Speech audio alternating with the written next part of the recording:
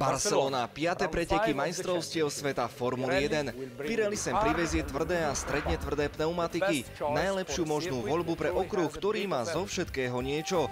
Rýchle sekcie sa tu striedajú s pomalými a technickými zákrutami. Asfalt je pomerne drsný, na pneumatiky pôsobí veľká energia.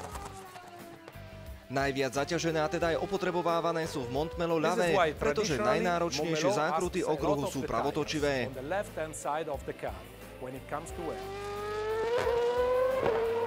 Ako ale Pirelli vôbec meria mieru opotrebovania? Odpoveď je skrytá v RTS, pretekovom systéme pneumatík. Jedná sa o unikátny softvér, ktorý predstavuje niečo ako pas každej pneumatiky. V reálnom čase informuje o každej zmene, ktorá nastane. Ešte pred zhodnotením opotrebovania Pirelli použité pneumatiky očistí pomocou škrabiek a prístrojov podobných fénom na vlasy. Cieľom je, aby na behúni nezostali žiadne nečistoty. Do jednej zo 6 dutín v pneumatike je zavedená sonda, ktorá zmeria hĺbku a množstvo zostatkovej gumy.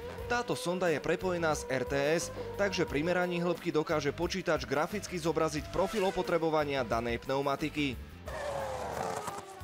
Ako náhle sú zozbierané všetky dáta všetkých použitých pneumatík, dokáže RTS jednotlivé týmy informovať s aktuálnou predpoveďou dĺžky použiteľnosti pneumatík a porovnať priemerné hodnoty ostatných tímov. Takisto uvádza, v akých typických podmienkach je pneumatika použiteľná.